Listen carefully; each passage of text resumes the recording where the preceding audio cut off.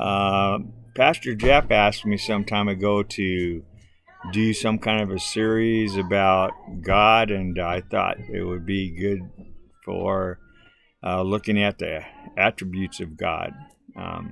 There's actually 15 attributes of God in the Bible, and if you want to find out about who God is, this is a good place to start. When you think about the power of God, it's not like the Mighty Oz with Dorothy and all of that story, where the Mighty Oz masks himself behind a curtain with gadgets to make himself something he's not.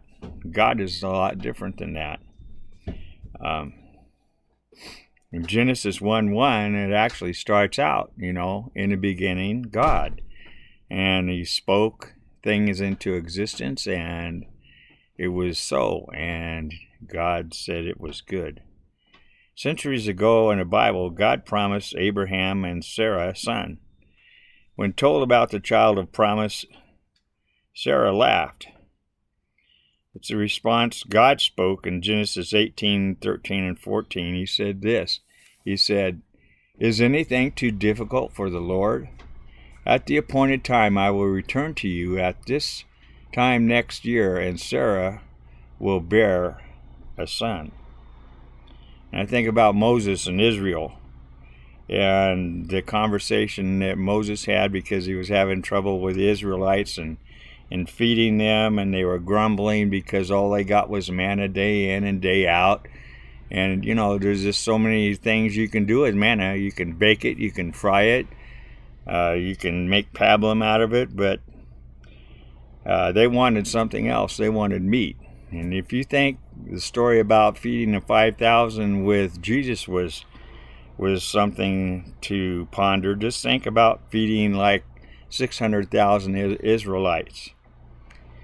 And in a conversation with Moses and God in Numbers 21:11, 22, 21 and 22, it says, "But Moses said, the people among whom I am are 600,000 on foot, yet they have said, I will give them meat, so that they may eat for a whole month.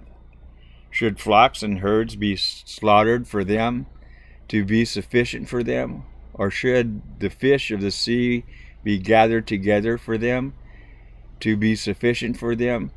And this is what the Lord answered Moses. The Lord said to Moses in verse 23, "Is the Lord's power limited? Now you shall see whether my word will come true for you or not." Many times in our own lives, we think of God and we pray, for God to help us with situations or circumstances in our life. And we kind of come to the same conclusion with Moses. We kind of go back and forth. Well, this would be good, and I stand upon the promises of God. We sing that hymn, and we acknowledge that hymn. But we need to understand that God's power is not limited. And when we ask of God, we shall have the same response the Lord has to Moses.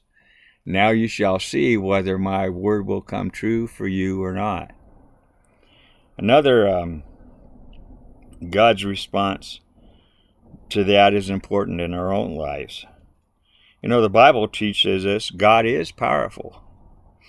And there's even a verse in Luke 1:34 that says, "With God all things are possible." I think some of the limitations we put upon God are the limitations we put upon ourselves about what God will do in our own lives.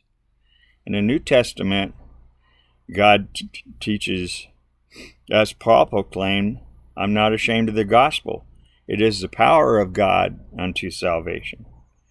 It talks about the resurrection for us and every other believer in 1 Corinthians 13:4. As soon as I can find it. Maybe I can't find it.